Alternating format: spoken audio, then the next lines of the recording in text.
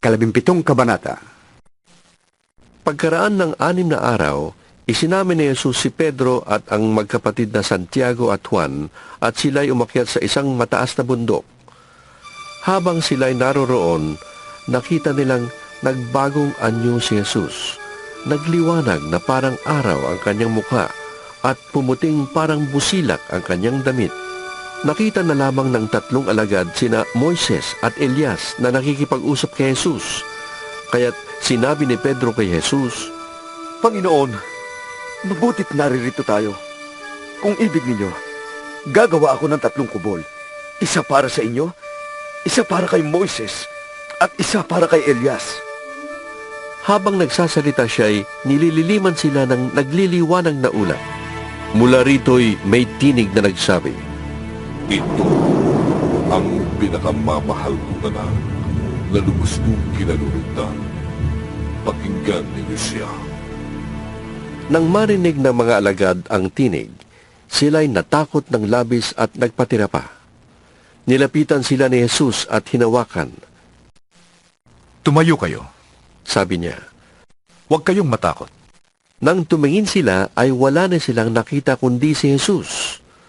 Habang sila'y bumababa sa bundok, iniutos sa kanila ni Jesus, Huwag ninyong sasabihin kanino man ang inyong nasaksihan, hanggat hindi muling nabubuhay ang anak ng tao.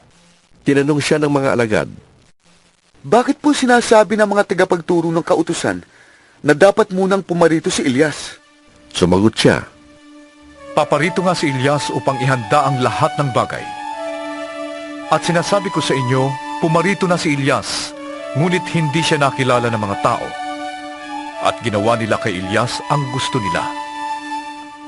At tulad ng ginawa sa kanya, pahihirapan din nila ang anak ng tao. Naunawaan ng mga alagad na si Juan na tagapagbautismo ang tinutukoy niya. Pagbabalik nila'y may dinatnan silang maraming tao. Lumapit kay Jesus ang isang lalaki, lumuhod sa harap niya at ang sabi, Ginoo, mahabag po kayo sa anak ko.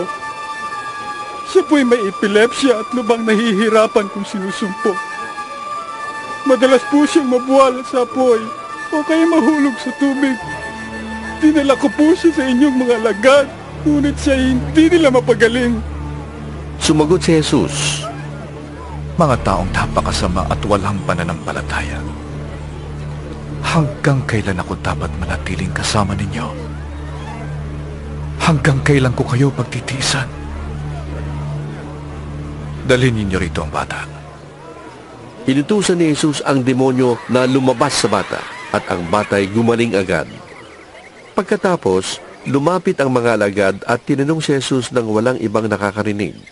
Bakit po hindi namin mapalayas ang demonyo? Sumagot siya, Dahil sa maliit ang inyong pananampalataya, sinasabi ko sa inyo kung maging katulad man lamang ng maliit na buto ng mustasa ang inyong pananalig sa Diyos, masasabi ninyo sa bundok na ito, lumipat ka roon, at ito'y lilipat nga.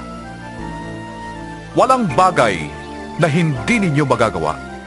Nang magkatipon sa Galilea ang mga alagad, sinabi sa kanila ni Jesus, Ang anak ng tao ay pagtataksilan at papatayin. Ngunit muling mabubuhay sa 3 araw. at sila'y lubhang nalungkot. Pagdating nila sa Capernaum, lumapit kay Pedro ang mga maniningil ng buwis para sa templo. Nagbabayad man ng buwis para sa templo ang inyong guro? Tanong nila. Opo! Sagot ni Pedro. At nang pumasok siya sa bahay, tinanong siya ni Jesus, Ano sa palagay mo, Simon? Sino ang dapat magbayad ng buwis sa hari ng isang bansa? Ang mga mamamayan ba o ang mga dayuhan? Ang mga dayuhan po? Tugon ni Pedro. Sinabi ni Jesus, Kung gayon, hindi dapat magbayad ang mga mamamayan. Gayunman, para wala silang masabi sa atin, pumunta ka sa lawa at mamingwit ka. Kunin mo ang unang isdang mahuli mo. Ibuka mo ang bibig niyon at may makikita kang isang salaping pilak. Kunin mo yon at ibayad mo para sa buwis nating dalawa.